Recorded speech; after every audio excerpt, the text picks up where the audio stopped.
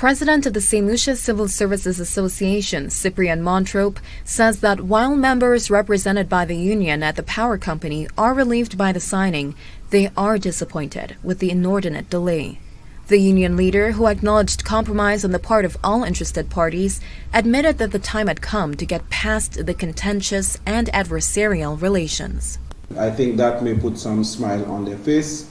I wouldn't say totally, because we still have outstanding periods to consider, and so the staff, while we welcome the signing of the 2011-2013 agreement, we would also like to encourage that 6 years do not elapse for the next set of negotiations that we will be embarking with you, Lucellec.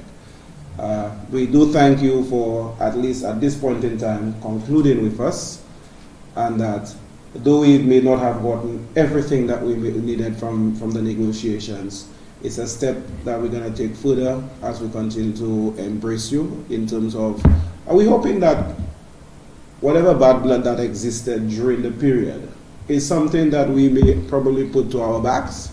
Managing Director of the St. Lucia Electricity Services Limited, Trevor Louisi, conceded that negotiations were challenging, but was most optimistic about the open lines of communication.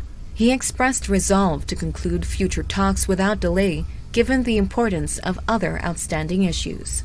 I think despite the differences that we had during that period, the two parties continued to dialogue as best as possible, and I think the positive relationships were maintained throughout the process. Like you said, Mr. President, I think it's an opportune time for us now to sit down and see how quickly we can negotiate, at least for the trienniums from 2014 to 2019. And I would even venture further that if there's a possibility that we look at a third triennium as well.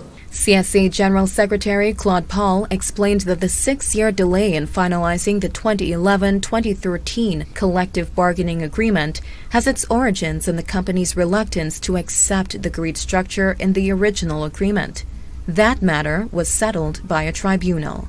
So that the grid structure pertaining to the grade 1 workers is now inserted in the agreement and made the way for us to sign. So we now have accepted the grid structure, both parties, with the necessary increments and salary levels and the names of the positions. So it's very clear to us what is in the agreement. As an attachment to the agreement, the grid structure is now properly inserted, and so we have reached a satisfactory conclusion to this long-standing dispute. The second sticking point centered on the difference between the retirement age of 65 and the company's pension eligibility age of 60. Lucellec, based on the previous arrangements with staff, had a pension plan which matured at age 60, because the expectation at the time was that the retirement age was 60. However, since the law has been changed, our position remains that the staff are supposed to work until 65, because that's what the law of the land says.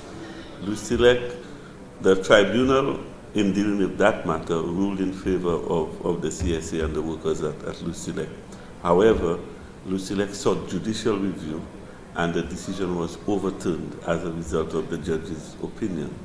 So we have now taken this matter to the appeals court, and it is my understanding that the matter is now scheduled for the week of November 25th. Paul expressed confidence that the union will prevail at the Court of Appeal. Russell Lord for the HDS News Force.